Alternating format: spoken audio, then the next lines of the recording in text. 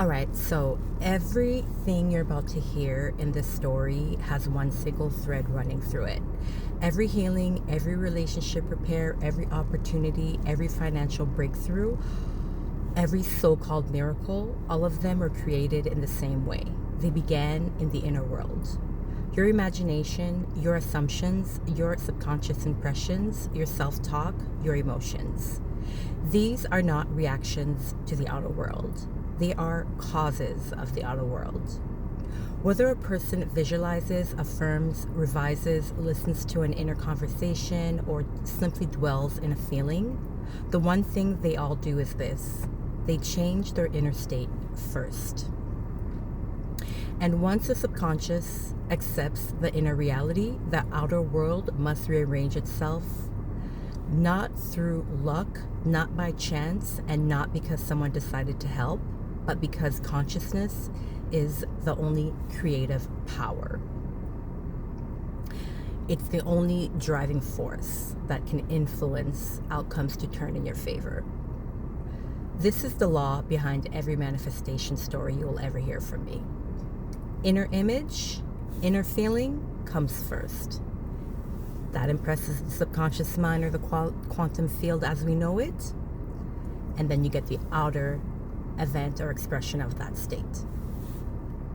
And here's what's even more incredible. Science now confirms this. Physics shows that everything in our outer world emerges from an invisible energy field, a quantum field, that is alive and intelligent. It sustains our whole world.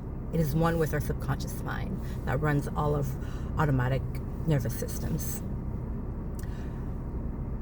And that consciousness interacts with this field. Your thoughts and states of being change the pattern in this field. And that pattern materializes later as people, events, opportunities, and outcomes you experience. However, the inner world is the blueprint, the invisible world of thought and emotion.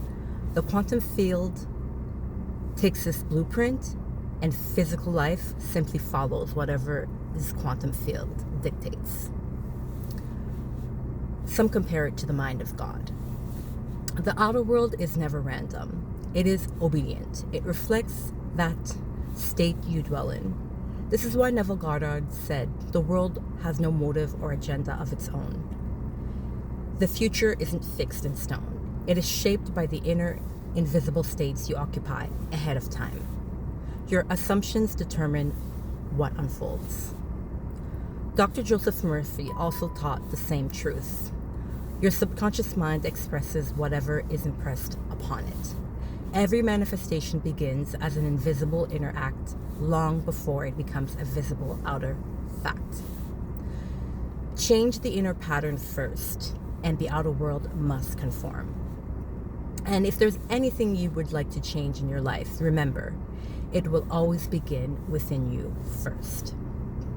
All right, here's a story behind the idea. This story is from The Power of the Subconscious Mind by Dr. Joseph Murphy. The woman who met her husband in a pharmacy. Who is she? She was a woman who deeply longed for companionship and marriage, but she felt discouraged because she believed all the good men were already taken. She was unlucky in love. Her chances were slipping away for whatever reason. Maybe it was just whatever she just thought like getting a man was just not happening for her. And not just any man, the type of man that she longed for. Emotionally, she was living in a state of lack, fear, and hopeless expectation. But Dr. Joseph Murphy explains that this very inner state is what had been blocking her all along. What did she truly want? She didn't want just any relationship. She wanted a loving, stable, meaningful marriage with a man who shared her values, morals, and spiritual mindset. She wanted partnership, not desperation. What techniques did Dr. Joseph Murphy give her? He gave her a very specific affirmation and told her to repeat it multiple times daily, especially at night before sleep. Her exact affirmation was, "I am wanted. I am happily married to a kind, loving, and spiritual-minded man. I am secure." something along the lines like that. You'll have to refer to the book to know exactly what it was. So Murphy emphasized, repeat it with feeling, avoid contradiction afterward, imagine the state of being married, see the qualities of the man, not his face, trust divine timing, assume it was already done. So she did this for, I don't know how many weeks, but she did that regularly. What else did she do? She wrote a mental blueprint, a list of qualities she desired in a husband: kindness, emotional maturity, spiritual alignment, loyalty, stability, affection, shared values, so on and so forth. This blueprint acted as a subconscious instruction manual. She stopped negative inner speech. No more saying, there are no good men left, I'm always unlucky, it never works out. She replaced it with, there are wonderful men everywhere, and one is mine. She lived as though she were already a wife. She shifted her inner identity from, I want marriage, to, I am a married woman. That is the key. The turning point. Inner states becomes natural. It becomes her default natural state of being. After repeating her affirmation consistently, something shifted within her. She felt calmer, worthy, chosen, secure, expectant. The subconscious accepted the new inner blueprint. And that is when the outer world began to reflect it. The result, she meets him in a pharmacy.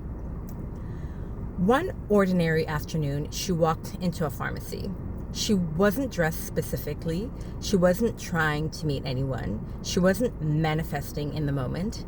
Her state had already been changed. That was enough. A man in the pharmacy noticed her. He greeted her politely. They started a simple conversation. He was warm, kind, respectful, spiritual, and genuinely interested in her. He matched her blueprint, point for point. They met again, they dated, they connected on every level, and eventually, he proposed. Dr. Joseph Murphy confirmed their marriage was harmonious, happy, and exactly as she desired. So, how does this story demonstrate the inner world, outer world cause and effect relationship? This story is one of the clearest proofs of manifestation. 1, she changed her inner identity. 2, her subconscious accepted the assumption eventually through repetition. Her emotional state shifted to security and expectancy in the law. The quantum field reorganized. The pattern changed within the field. Life arranged a chance meeting. The right man showed up in the right place at the right time. Not through effort, not through searching, not through forcing, but through inner causation. The moral of the story? You do not attract from desire. You attract from identity, from claiming it from within. Become internally what you want externally, and the outer world will mirror that state with perfect precision. What she created in consciousness appeared in her physical world. That is the law. If you want to change your relationships, your finances, your health, or anything at all, begin with the state you occupy inside yourself and watch the future change in your favor. Because the moment your inner world changes, the outer world must follow eventually. All right, that's my video for today. I really hope you enjoyed it. I'm gonna keep trying to post as much as possible, just to give you a reminder. If you like the video, like. If you want to subscribe to hear more from me, do so. And all right, I'll see you guys in the next video. I'm off. Take care.